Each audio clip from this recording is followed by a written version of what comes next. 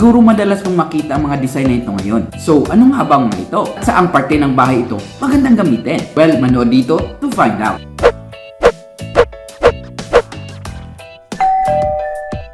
Ay, nandito na naman ako, your Kuya Architect, and as always, I invite you to subscribe in this channel para makakuha ng mga tips and useful information on house design and construction. At huwag kalimutan i-click ang notification bell para updated ka sa ating mga bagong videos. Well, in today's video, uusapan natin ang isa sa pinakauso ngayong wall panel. Ito ang fluted WPC wall panel. So, ano nga ba ito? Fluted kasi visible yung mga flutes and grooves nito, giving that static effect. WPC naman kasi gawa ito sa wood, plastic, composite. Ibig sabihin, gawa ito sa plastic which is usually PVC at may halong wood fibers kaya mas matibay at mas mukhang natural wood. So, yun ang wood, plastic, composite. Before we get into the usage of this panel sa ating mga bahay at pag-discuss kung anong mga advantages nito, punta muna tayo sa isang Home Depot at tignan ang mga available design at ang mga presyo nito ngayon. Kaya, tara, samahan niyo ako.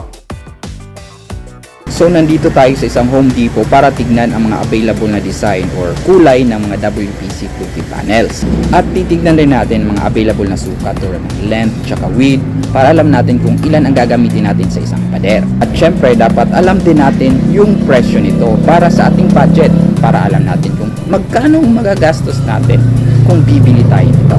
Kaya, tara, pasukin na natin.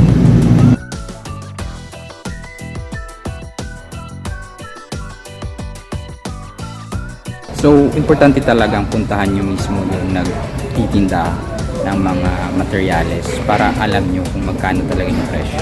Saka hindi na kayo nag-guess pa sa online kung good quality ba ito or magkano sa delivery fee kung mismong nakikita nyo na ito sa store na nagtitinda nito. Ito na yung dito, yung available na WPC panels.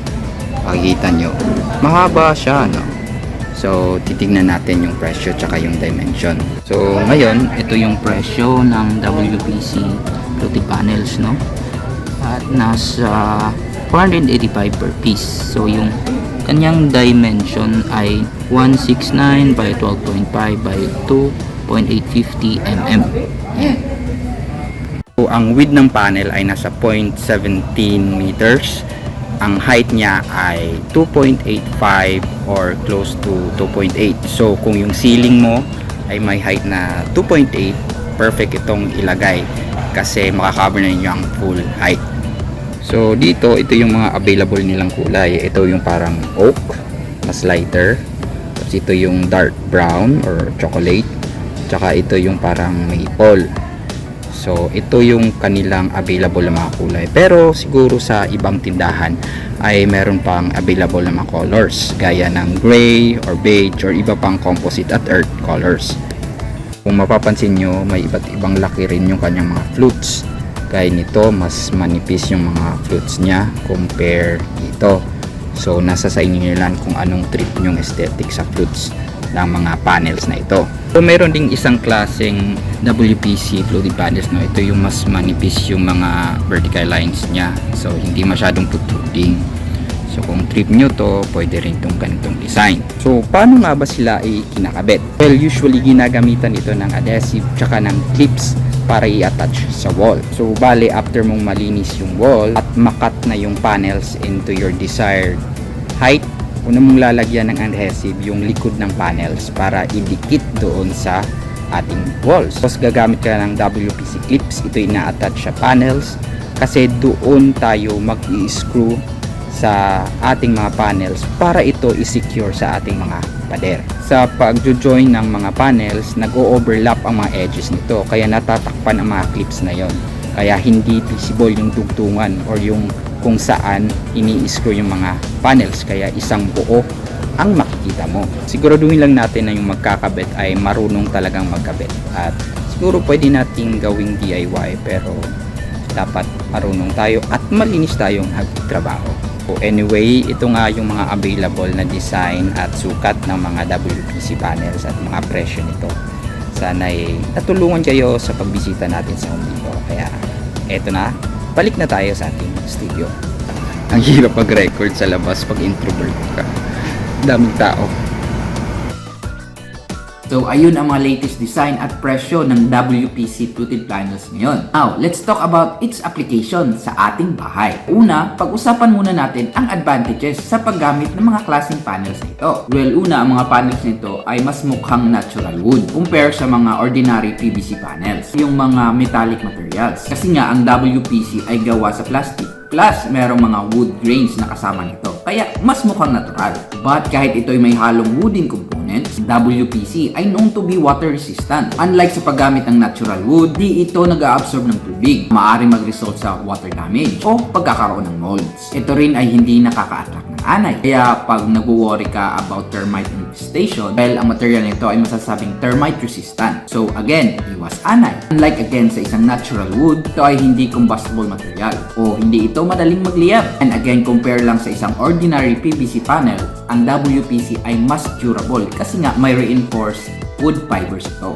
And of course, aesthetic-wise, bibigay ito ng modern, clean, wooden style or accent sa ating bahay.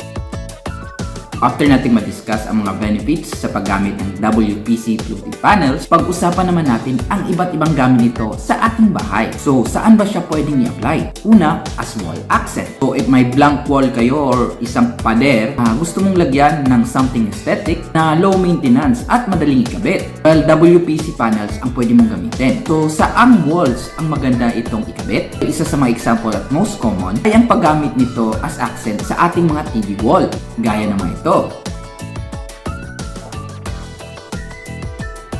So again, maganda siyang accent wall as backdrop sa ating entertainment area.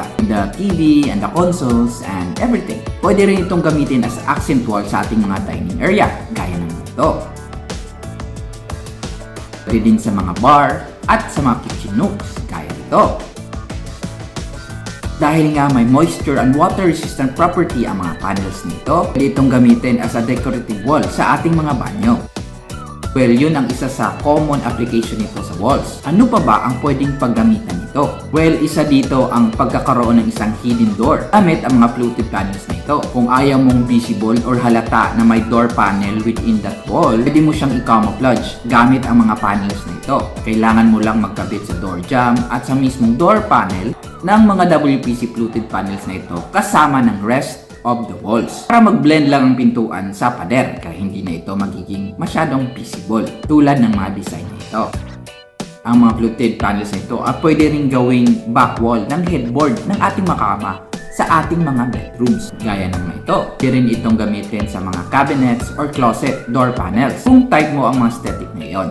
Bukod sa walls, pwede rin gamitin accent ang mga fluted panels nito sa ating mga ceiling. Gaya nito kung saan ang mga wall panels ay parang nag-extend sa ating mga ceiling, making this kind of design.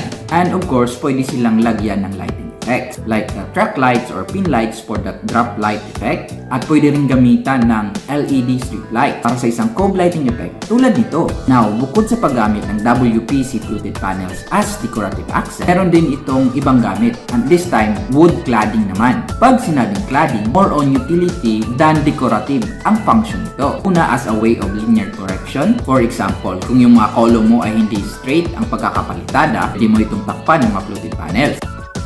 Ang mga WPC fluted panels din ay hindi lang pang interiors ang gamit. Hindi lang ito ginagamit sa loob ng ating bahay. Rin ay nagagamit sa labas or exterior, both decorative and cladding purpose. Again, isa sa mga advantage ng panels na ito ay pagiging composite or gawa ito sa plastic na ni-reinforce na wooden fibers para ito'y maging mas durable. Dahil nga ito ay part plastic, ito ay may property as water and moisture resistant. So kahit tamaan na ito ng ulan or hamog, hindi ito basta-basta masisira. And of course, again, hindi ito inaatake ng anay or madaling masunog. Kaya kahit gamitin ito sa labas ay hindi ka mag-worry. At dahil nga may halo itong wooden fibers, ay hindi madaling mayupi o masira. Kaya mas durable. Isa pa sa advantage sa paggamit nito as exterior cladding ay ang pagiging heat resistant or insulating nito. Ibig sabihin, hindi ito madaling mag-absorb or tagusan ng init. Kaya pag ito yung ginamit as exterior cladding sa iyong walls, nalilesen ang heat absorption papunta sa loob ng bahay. Kaya perfect itong install sa side ng walls